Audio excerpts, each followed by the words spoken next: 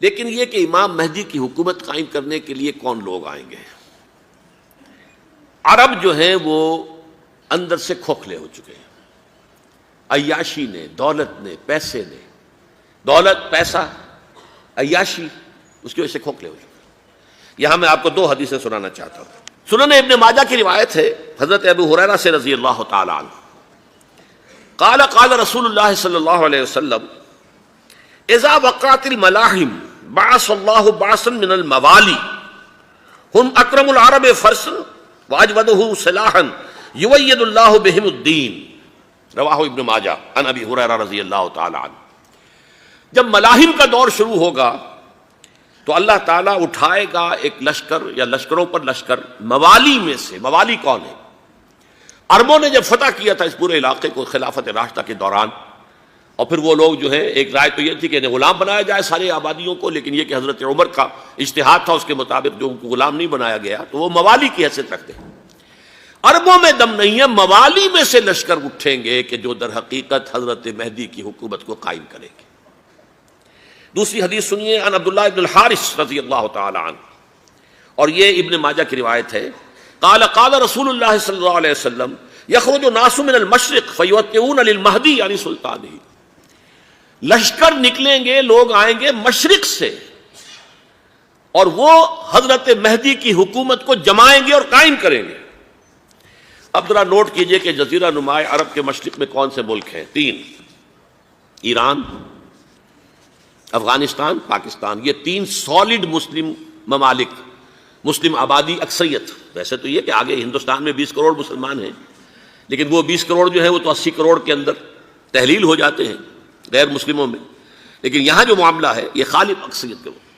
ان میں سے ایران کا معاملہ جہاں تک ہے، نمبر 1 یہ کہ وہ شیعہ عقائد کے حصار میں بند ہے، اس سے ادھر ادھر ہونا اس کے لیے ممکن نہیں۔ حدیث میں یہ بھی آتا کہ اصفہان سے 70,000 یہودی دجال کا ساتھ دیں گے، لیکن بہرحال خراسان ایک صوبہ ہے افغانستان کا اس وقت بھی شمال مشرقی کونے میں، مجھے امید ہے وہاں سے خیر کی، کیونکہ خراسان کا لفظ وہاں پہ شامل ہے، اور حضور کی حدیث میں بعد میں آپ کو سناؤں گا کہ خراسان سے فوجیں چلیں گی جو یروشلم کو دوبارہ حاصل کریں گی، فتح کریں گی، جیسے پہلے یروشلم کھویا عربوں نے تھا، دوبارہ حاصل کیا تھا کرد نے، کرد خون صلاح الدین ایوبی رحمۃ اللہ علیہ، ایسے اب پھر عربوں نے کھویا ہے، لیکن لینے والے خراسان سے لشکر آئیں گے۔ یخرج من خراسان رایات سود لا یردها شیء حتی تنصب بإیلیا، خراسان کے علاقے سے کالے علم لے کر لشکر چلیں گے جن کے رخ کو کوئی موڑ نہیں سکے گا جب تک کہ وہ جا کر یروشلم میں نصب نہ ہو جائے۔ اس کے بعد نام آتا ہے پاکستان کا۔ یہ ہے میری اور آپ کی داستان، اور یہ ہے سبب جس کی وجہ سے کہ میں آپ سے یہ گفتگو کر رہا ہوں۔ اصل میں تو کس لیے؟ محض ایک علمی استفادہ، محض اپنی بات آراء کو ظاہر کرنے کا شوق نہیں، بلکہ یہ کہ اپنی ذمہ داری ہم پہچانیں کہ ہم کس مقام پر کھڑے ہیں۔ دیکھیے، اس پاکستان کے بارے میں یا ہندوستان کے بارے میں علامہ اقبال نے کہا تھا اپنے ترانہ ملی میں، میر عرب کو آئی ٹھنڈی ہوا جہاں سے، میرا وطن وہی ہے، میرا وطن وہی ہے۔ اور مجھے بتایا گیا کہ سنن ابی داؤد میں یہ روایت موجود ہے کہ حضور نے فرمایا کہ ہندوستان کی طرف سے مجھے ٹھنڈی ہوا آتی ہے، اگرچہ مجھے وہ حدیث ابھی نہیں ملی ہے، لیکن حزب التحریر کا ایک کارڈ مجھے ملا تھا، تو اس میں اس حدیث کا اور اس میں ابو داؤد کا روایت کا حوالہ موجود تھا۔ لیکن میں جو چیز آپ کو بتا چکا ہوں وہ یہ کہ الف ثانی کا پورا تجدیدی کارنامہ اس ہندوستان کی سرزمین میں ہوا۔ مجدد الف ثانی شیخ احمد سرندی، شاہ ولی اللہ دہلوی، سید احمد بریلوی، وہ تو ہمارے پاکستان میں آ کر جو ہے ان کا خون جذب ہوا ارض پاکستان میں۔ پھر شیخ الہند مولانا محمود حسن۔ تحریک خلافت چلی تو صرف ہندوستان میں چلی اور کہیں نہیں چلی۔ آزادی کی تحریک چلی پوری دنیا میں، وہ نیشنلزم کی بنیاد پر چلی، ملے نیشنلزم، عرب نیشنلزم، ٹرک نیشنلزم۔ ہمارے ہاں چلی تو اسلام کے نام پر، پاکستان کا مطلب کیا؟ لا الہ الا اللہ۔ پھر پاکستان قائم ہوا معجزے کے طور پر، بلکہ نازل ہوا ہے لیلۃ القدر میں، انا انزلناہ فی لیلۃ القدر، جیسے قرآن نازل ہوا ہے لیلۃ القدر میں، یہ پاکستان بھی نازل ہوا ہے لیلۃ القدر میں۔ اس کا برقرار رہنا ابھی تک معجزہ ہے۔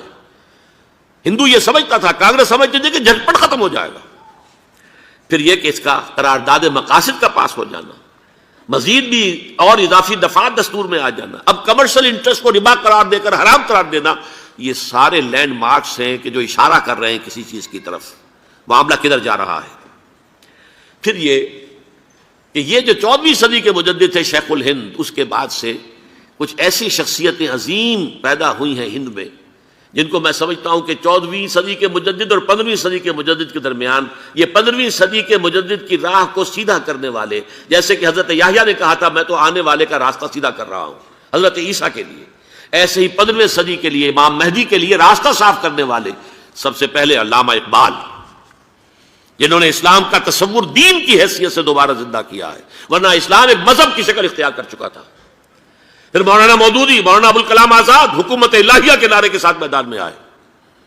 یہ اقبال نے جو تصور پیش کیا تھا اس پر عملی جد و جہد کے لیے حزب اللہ قائم ہوئی۔ نوٹ کر لیجئے 11 برس کا فرق ہے عمر کا علامہ اقبال کے اور ابوالکلام کے، اور 1913 میں جب حزب اللہ قائم کیا اس وقت علامہ اقبال کی ملی شاعری اپنے عروج کو پہنچ چکی تھی۔ پھر یہ کہ علامہ اقبال کے بعد تعمیل جو ہے اس کام کی وہ ابوالکلام نے کی، لیکن روایتی علماء نے کی شدید مخالفت کی وجہ سے وہ بددل ہو کر چھوڑ گئے، کانگریس میں شامل ہو گئے، بساط جو ہے حزب اللہ کی انہوں نے لپیٹ دی۔ پھر مولانا مودودی آئے، انہوں نے وہ ڈور جو ہے اس کا سرا تھاما، جماعت اسلامی قائم کی حکومت الہیہ ہی کے قیام کے لیے۔ اگرچہ میرے نزدیک یہ کہ وہ انتخابی اور ایک قومی سیاست کی ایک جماعت بن کر پاکستان میں جو ہے دلدل میں پھنس گئی ہے، اب ہم اس کی کوشش کر رہے ہیں تنظیم اسلامی اور یہ تحریک خلافت جس کے تحت یہ جلسہ ہو رہا ہے، یہ ساری چیزیں وہ ہیں کہ آپ کو سوائے پاکستان کے اور کہیں نہیں ملیں گی پوری دنیا میں۔ معلوم ہوتا ہے کہ پاکستان کو بہت بڑا رول پلے کرنا ہے اس میں، اور اس کے ساتھ اب جمع کر لیجئے افغانستان کی عمارت افغانستان، اسلامی عمارت افغانستان قائم ہو چکی ہے۔ یہ پچھلے 20 سالوں میں جو کچھ وہاں ہوتا رہا ہے اس سے پہلے تصور نہیں ہو سکتا تھا۔ علامہ اقبال کے فرزند بھی دیکھ کر آئے ہیں، تو اگرچہ وہ خود میں سمجھتا ہوں کہ خاصے انہیں آپ لبرل کہیں، آزاد خیال کہیں، لیکن اس درجے متاثر ہو کر آئے تھے کہ انہوں نے یہ کہا افغانستان میں جو میں نے حالات دیکھے ہیں کہ اگر 2-4 اور مسلمان ملکوں کے اندر یہ نظام قائم ہو جائے تو پوری دنیا مسلمان ہو جائے گی۔ یہ سب کچھ کیسے ہو رہا ہے؟ یہ آنے والے دور کی جھلکیاں ہیں۔ Coming events are casting their shadows before. یہ سب بتا رہے ہیں کہ پاکستان افغانستان کو مل کر اس میں کوئی عظیم رول پلے کرنا ہے۔ اور اس کے ضمن میں اب میں علامہ اقبال کے بارے میں آخری بات کہہ رہا ہوں۔ علامہ اقبال کے بارے میں عام یہ خیال ہے، انہوں نے اپنے خطبات میں مہدی کا اور نزول مسیح کا، حالانکہ میں کل پڑھ رہا تھا مولانا سید احمد اکبر آبادی رحمۃ اللہ علیہ کا ایک مقالہ ان کا کہ علامہ اقبال نے ابن خلدون کے بارے میں یہ کہا ہے کہ مہدی کا اور نزول عیسیٰ کا دونوں کا انہوں نے انکار کیا ہے، حالانکہ ابن خلدون نے نزول عیسیٰ کا انکار نہیں کیا، صرف مہدی کا انکار کیا ہے۔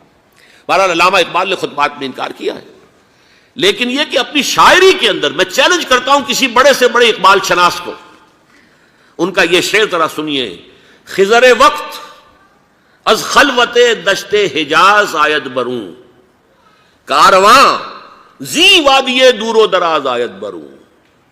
خضر وقت، امام وقت، رہنمائے وقت، قائد وقت، خلوت دشت حجاز، حجاز کی صحرا کی کسی خلوت گزینی سے نکل کر باہر آئیں گے۔ میں حیران ہوتا ہوں علامہ کے اس فکر پر اور اس مصرے پر۔ یہاں انہوں نے شیعہ اور سنی دونوں کے کانسیپٹ جمع کر دیے۔ شیعہ کا کانسیپٹ یہ چھپے ہوئے کسی غار میں وہاں سے برآمد ہوں گے، اور ہمارا کانسیپٹ میں ام سلمہ رضی اللہ تعالیٰ عنہ کی حدیث سنا چکا، چھپے ہوئے ہوں گے وہ وہاں پر، مدینے سے نکل کر آ کر مکے میں چھپ جائیں گے۔ اس خانہ جنگی کی حالت میں لوگ ان کی طرف دیکھ رہے ہوں گے، سوچتے ہوں گے انہیں میدان میں آنا چاہیے، کوئی پارٹ پلے کرنا چاہیے، امت کی رہنمائی کرنی چاہیے، لیکن وہ چھپیں گے، وہ کارے ہوں گے، وہ اس ذمہ داری کو قبول نہیں کرنا چاہیں گے، جا کے چھپ جائیں گے مکے میں، وہاں سے مکے والے انہیں نکالیں گے، اور وہ کارے ہوں گے، انہیں بالکل یہ پسند نہیں ہوگا کہ یہ ذمہ داری اٹھائیں۔ تو خضر وقت از خلوت دشت حجاز آیت بروں، کارواں زی وادی دور و دراز آیت بروں۔ کارواں جو چلے گا ان کی مدد کے لیے اس وادی دور و دراز، اس عظیم وادی دور و دراز، یہ وادی سندھ ہے۔ وادی سندھ جو ہے ہم سمجھتے ہیں کہ صرف یہ پاکستان اور پنجاب جو ہے یہ اس میں شامل ہے، سندھ اور پنجاب نہیں، افغانستان کا پورا مشرقی علاقہ اس میں شامل ہے۔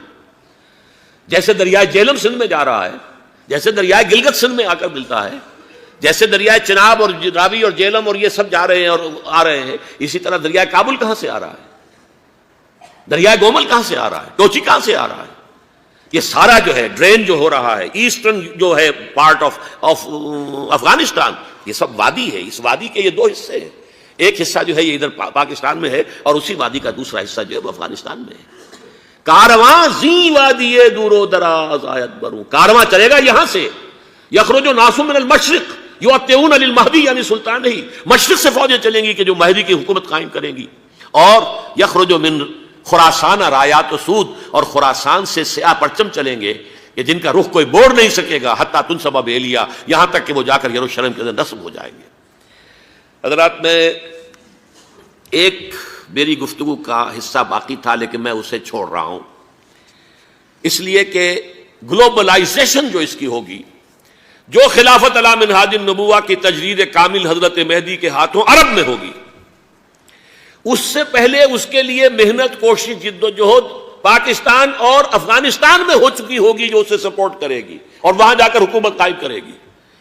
اس کے بعد گلوبلائزیشن کا جو مرحلہ اس کا ہے وہ حضرت مہدی کے ہاتھوں نہیں ہے، وہ حضرت عیسیٰ ابن مریم ان کے نزول کے بعد ہے، جن کے نزول کے بعد دجال کا خاتمہ ہوگا اور یہودیوں کا استحصال ہوگا